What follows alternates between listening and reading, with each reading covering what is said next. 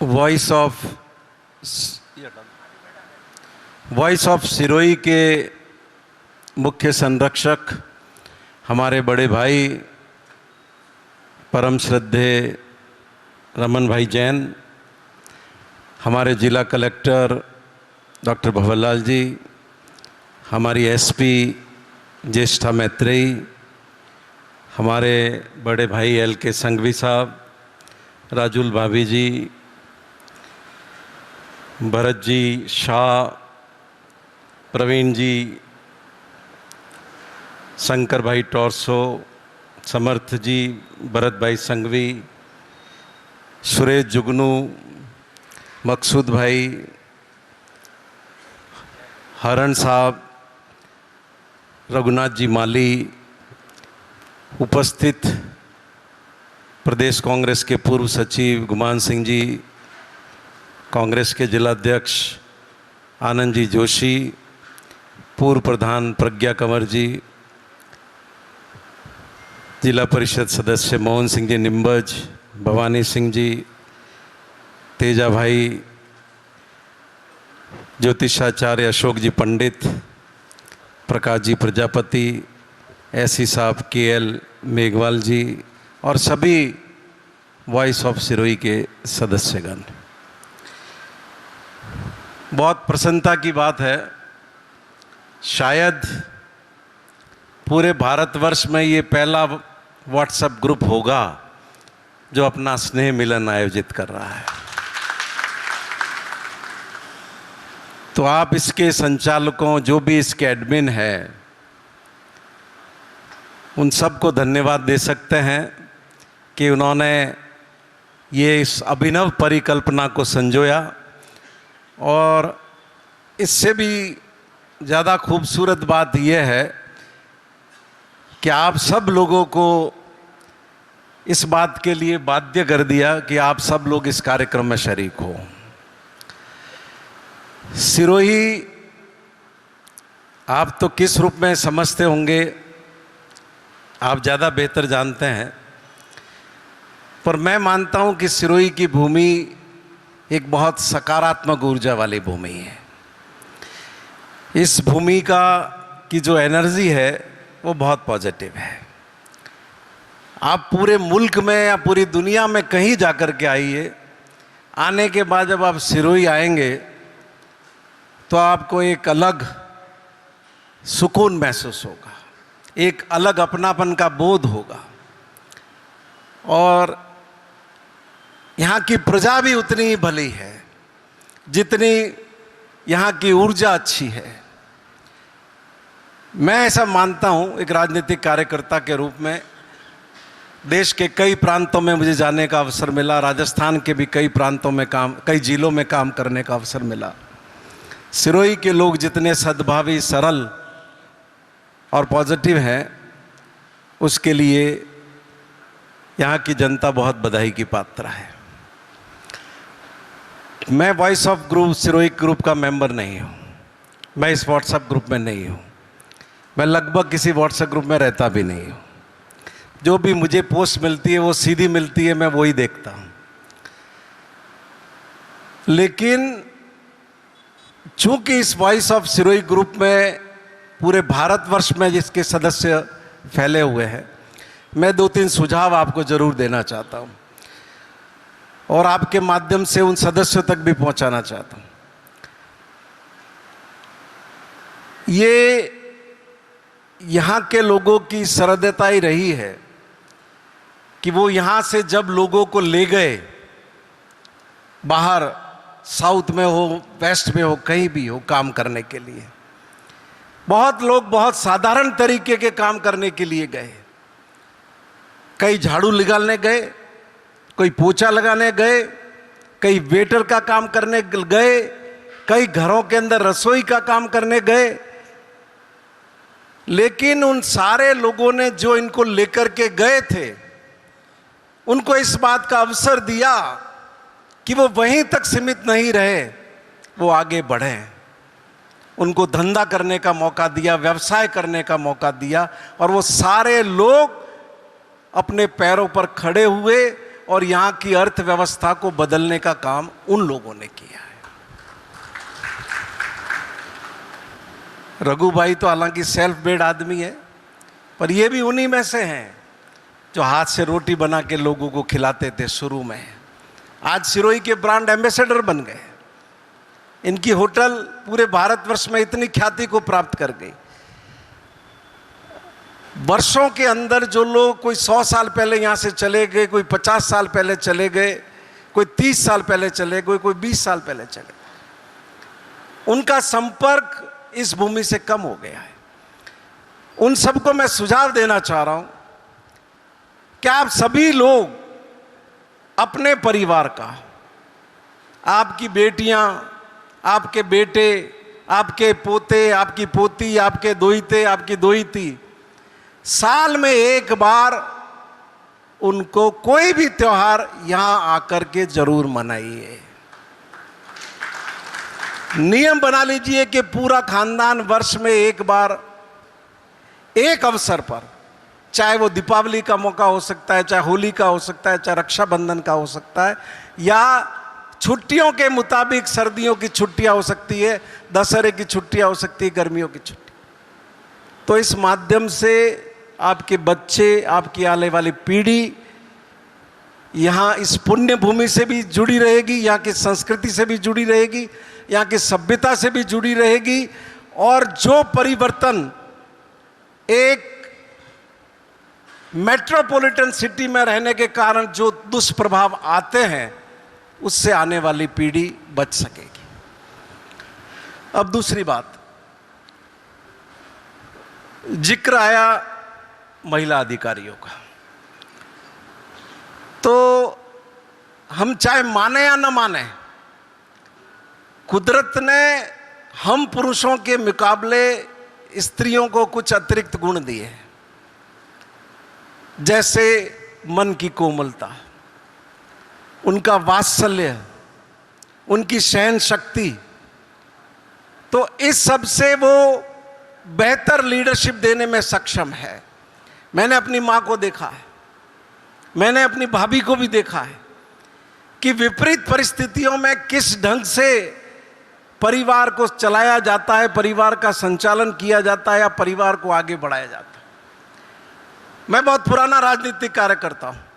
मुझे मेरे जो बचपन के दोस्त थे, मुझे स्कूल टाइम में ही पहली कक्षा से ही उन्होंने चुनाव लड़ाना शुरू कर दिया था। मैं 2 साल स्कूल छात्र संघ का अध्यक्ष भी रहा। तो लीडरशिप भी लोग ही तैयार करते हैं, कोई माँ की पेट से नहीं आती है। आज आप सिरोही जिले का, मेरी समझ जब से आई, मैंने 1980 में जब मैं स्कूल छात्र संघ का अध्यक्ष था, पहला सार्वजनिक भाषण दिया था, मेरे स्कूल का शिलान्यास था तब से ये प्रशासन को मैं समझता हूँ। आज सिरोही जिले की इस 42 साल की हिस्ट्री में आप देखेंगे, आप अगर पूछेंगे तो सिरोही का 42 साल का बेस्ट कलेक्टर कौन रहा, तो लोग मीनाक्षी हुजा का नाम लेंगे कि वो अब तक के टेन्योर में जितने भी कलेक्टर आए उसमें सबसे बेस्ट कलेक्टर थी। आप अगर एसपी का पूछेंगे कि इतने सालों में सबसे बेस्ट एसपी कौन रहा, तो लोग नीना सिंह का नाम लेंगे कि जितने आए उसमें सबसे बेस्ट एसपी वो थी।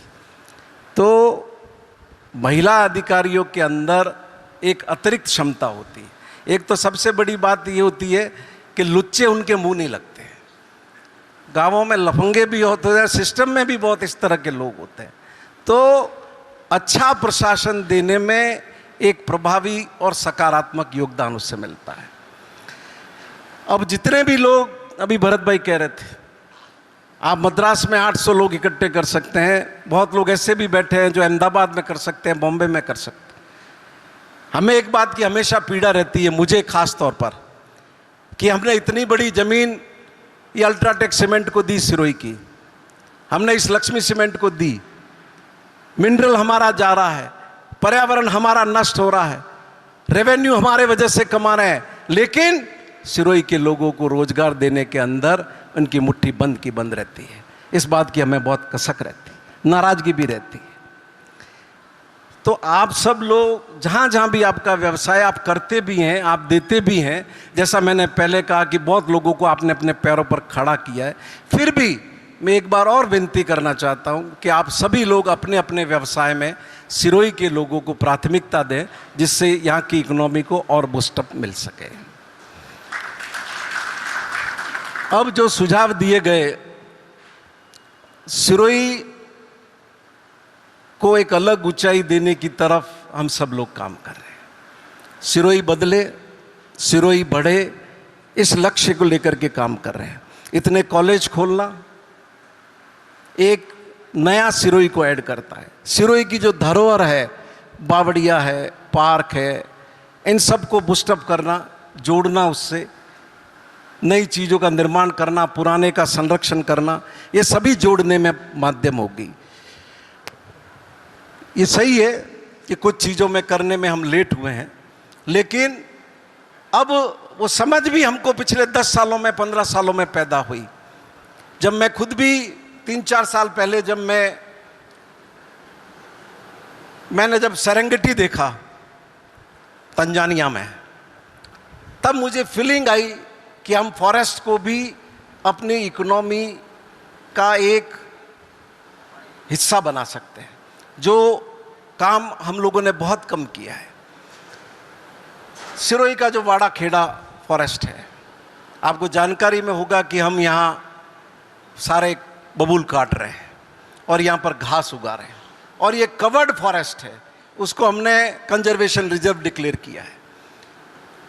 जवाई बांध के अंदर जो लेपर्ड सफारी हो रही है वो कवर्ड फॉरेस्ट नहीं है, बल्कि फॉरेस्ट एरिया भी उसमें बहुत कम है, ओपन जगह पर हो रही है, जहां वन्य जीवों को भी क्षति पहुंच रही है, उनका भी व्यवहार बदल रहा है, उनको भी उनका जो लाइफ स्टाइल है उसको भी डिस्टर्ब किया जा रहा है। हमारे यहाँ भी लेपर्ड है, हमारे यहाँ भी सांबर है, हमारे यहाँ भी काले हिरन है, ये सभी इस इलाके के अंदर। तो अब उसको साफ करके उसमें घास उगा करके आने वाले वक्त में हम यहाँ फिर सफारी शुरू करेंगे, और जिस क्षण हम ये कर पाए, आप मान करके चलिए कि माउंट आबू टूरिस्ट बाद में जाएगा, सिरोही वो टूरिस्ट पहले आएगा। और जो ये साथ साथ में बावड़िया गार्डन, लव कुश वाटिका, ये सारी चीज़ें जो बन रही है, ये भी उसको ऐड करेगी। एजुकेशनल इंस्टीट्यूशन की वजह से भी सिरोही को एक नया बूस्टअप मिलेगा। मैं उम्मीद करता हूं कि आने वाले कुछ सालों के अंदर सिरोही राष्ट्रीय मानचित्र पर अलग ढंग से उभर करके आ सकेगा। इस मौके पर एक सुझाव, एक बात और भी कही गई सफाई को लेकर के। ये सही है कि पिछले कुछ समय से ये समस्या चल रही है, लेकिन जब 160% बारिश हो जाए एवरेज से ज़्यादा, और आप जानते हैं कि डामर और पानी ये तो सांप नेवले जैसे हैं, तो वो सारी परिस्थिति प्रभावित होना लाजमी है। कलेक्टर साहब से भी मेरी चर्चा हुई है, मैंने इनसे कुछ दिन पहले कहा भी है, हम आपको भरोसा दिलाना चाहते हैं कि सितंबर माह तक इन सारी चीज़ों को ठीक करके जो भी कमियां हैं इनको दुरुस्त कर दिया जाएगा। रही बात शिक्षण संस्थाओं में शिक्षकों की कमी की, तो अभी उनका जो करीब 27,000 शिक्षक आ चुके हैं, जिनका डॉक्यूमेंट का वेरिफिकेशन का काम चल रहा है, तो उनको भी अगस्त महीने के एंड तक उनको भी पोस्टिंग मिल जाएगी। तो वो भी एक कमी जो शिक्षण संस्थाओं में उसकी पूर्ति होगी। और इसके अलावा भी जो कमी रहेगी, तो हम विद्या संबल योजना स्कूलों में लागू कर रहे हैं, तो जितने भी रिक्त पद बच जाएंगे उन सब के अंदर हम शिक्षकों के पढ़ाने की व्यवस्था करेंगे। पहले हमेशा एक बात होती थी इस सिरोही जिले में, पहले भी आपने देखा होगा, कलेक्टर लगा, 6 महीने रहा, 8 महीने रहा, 10 महीने रहा, 12 महीने रहा। 12 महीने का टेन्योर तो बहुत अच्छा माना जाता था, लेकिन इस बार आपने ऑब्जर्व किया होगा, चाहे पहले कलेक्टर आए हो, वो रिटायर हुए तभी गए, दूसरे कलेक्टर आए तो वो भी 2 साल पूरी सेवा देने के बाद खुद की इच्छा से ही गए, और अब भी करीब करीब 1.25-2 साल से हम सभी लोग डॉक्टर भंवरलाल जी की लीडरशिप में हम काम कर रहे हैं। और इनका सहयोग नहीं होता, मुझे सिरोही के लोगों ने एक बहुत सौभाग्य दिया कि मुझे बहुत कम उम्र में विधायक बना दिया। बहुत कम उम्र में आपने विधायक बना दिया। माउंट आबू में आईएएस एसडीएम लगता है और यहाँ कलेक्टर आईएएस लगता है। तो पिछले 25 साल के अंदर जितने आईएएस आए वो सब मेरे संपर्क के थे। तो मुझे मैं एक प्रिविलेज एमएलए हूं कि जो व्हाट्सएप पे भी एक सीनियर ब्यूरोक्रेट को, आईपीएस को, आईएएस को मैसेज करता है तो व्हाट्सएप पर भी उसको रेस्पॉन्स मिलता है। और यही कारण रहा कि हम अपनी इतनी गति से सारे कामों को हम फ्लोर पे ला सके। मैं आप सब की ओर से इस मौके पर वॉइस ऑफ सिरोही की ओर से भी हमारे जिला कलेक्टर, हमारी एसपी, इनको बहुत धन्यवाद देता हूं कि विपरीत और विकट परिस्थितियों में आपसे पहले भी जो अधिकारी रहे हैं, आप भी हैं, आपने हमको संभाला है। कोरोना का कठिन समय भी आपको याद होगा, कलेक्टर कोरोना पीड़ित, एसपी कोरोना पीड़ित, सीओ कोरोना पीड़ित, एडीएम कोरोना पीड़ित, एसडीएम कोरोना पीड़ित, और उन कठिन परिस्थितियों में नागरिकों की हिफाजत हम सब लोग कर सके, उसमें आप सबका बहुत सहयोग मिला। रघु भाई बैठे हैं यहाँ, कोरोना के समय में जितनी व्यवस्था थी शिवगंज की हो, सिरोही की हो, चाय नाश्ता खाना, वो सभी सिरोही और शिवगंज के नागरिकों के सहयोग से संभव हो सकी। तो ये सारा हम लोगों पर उपकार है। उन लोगों का भी मैं आभार प्रकट करता हूँ, आपका भी आभार प्रकट करता हूँ, और वॉइस ऑफ सिरोही का भी शुक्रिया अदा करता हूँ कि उन्होंने ये समागम आयोजित किया। हालांकि किसी भी कार्यक्रम को बहुत प्रभावी तरीके करने के लिए एक फॉलोअप की ज़रूरत होती है, उसमें कोई कमी रही होगी। अगली बार आप करें तो इसका पुख्ता फॉलोअप करें, जिससे इस आयोजन का लाभ सिरोही को मिले, सिरोही की जनता को मिले, आप सबको मिले। मैंने ये जितने भामाशाहों के काम किए, स्कूल हो, कॉलेज हो, या जो भी खुले गए, मैंने सिर्फ एक ही काम किया, मुख्यमंत्री जी से बजट में घोषणा करवा दी। उसके बाद मैंने उस डोनर को, भामाशाह को, महावीर जैन के नंबर व्हाट्सअप कर दिए कि भैया आप जो भी काम है वो आप इनसे बात करके करो। और मैं महावीर जी का शुक्रिया अदा करूंगा कि वो सारे काम जो प्रशासनिक प्रक्रिया होती है, चाहे स्टेट गवर्नमेंट के माध्यम से हो, चाहे कलेक्टर के माध्यम से हो, मुझे कभी कुछ नहीं करना पड़ा। उन्होंने कभी कुछ बताया होगा कि फलां सेक्रेटरी के यहाँ फाइल पड़ी है या फलां के यहाँ पड़ी हुई है, तो मैंने फॉलो किया होगा, लेकिन बीच की प्रक्रिया का सारा काम उन्होंने किया। सुरेश जी जुगनू, महावीर जी जैन, इनके हमेशा सकारात्मक सुझाव मिलते हैं, सिरोही के हित में मिलते हैं और हमारा मार्गदर्शन करते हैं। मैं कहना चाहता हूं, और इनके मार्गदर्शन की बदौलत हम अपना सर्वश्रेष्ठ सिरोही की जनता को देने में सफल हो पाते हैं। आज इस मौके पर आप सबका भी धन्यवाद, आप सभी आए, आयोजकों का भी आभार।